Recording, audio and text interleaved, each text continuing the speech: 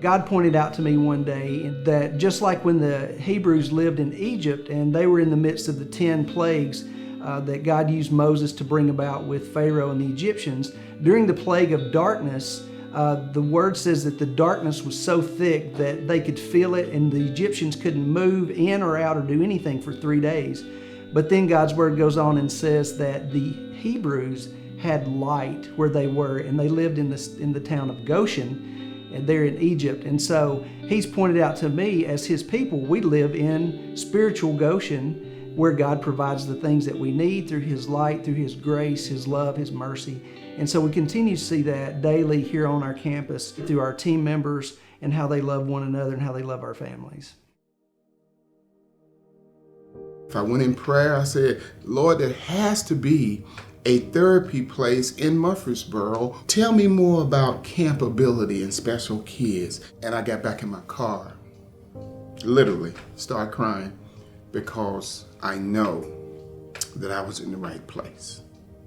You know, he's a typical young man who is outgoing, wants to be involved in everything. He has a huge personality, big contagious grin. I always look forward to seeing it every Monday. Very silly. He definitely brings out the kid in me. We knew that in order for Jovan to move on to bigger and better things, that he had to make these small accomplishments to get him to where he needs to be. When I first started with him, handwriting was a big struggle, and shoe tying specifically. So fast forward to now, he is up copying 8-word sentences, and he is showing consistency in tying his own shoe. So we really worked hard with that. We tried a lot of different strategies, and we found one that stuck, and he's pushing through and he's doing it all by himself. Yeah, I noticed Dakota being very welcoming, which kind of puts him a little bit more at ease.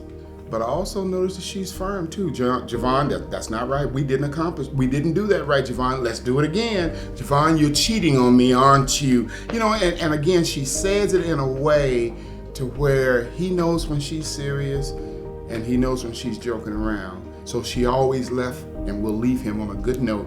Doing his therapies, he's grown a lot.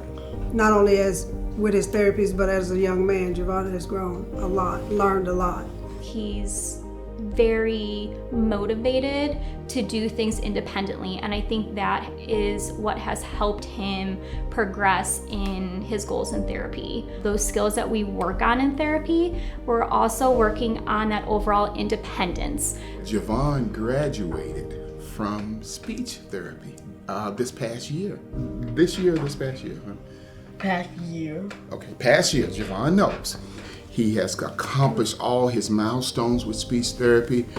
For a moment, I felt lost, like, where do we go from this point? Throughout COVID-19 and navigating the pandemic like we have had to do with the entire world over the last 18 months or so. Our team members, if I could use 2 words to describe them, it would be resilient and flexible. COVID taught us that we can do more than just do what we need to do in person. You know, teletherapy is a great option. Therapists were able to assist Jovan in PT, OT, as well as speech. We really see the community as the fuel to our engine, and so we have been so tremendously blessed there and are greatly appreciative, because honestly, we could not do this without a loving, generous community. I took my first tour of special kids somewhere in the 10 to 15 years ago. It just broke my heart. I mean, you know, see those kids struggling just to do tasks that we just take for granted every day. And then to even think about their parents that deal with this 24 hours a day, it was something I could get behind pretty easy. You know, there's a few things that an average guy can do to change lives, especially children's lives, and especially special needs children. Having this company that you get a certain amount of influence, whether you want it or you don't. Me jumping behind special kids and getting, you know, really behind the endowment fund, you know, I kind of got behind that in a big way, and I had no expectations or no limitations. So I've been dreaming big for a long time. To dream big, I've always had big expectations for Jovan.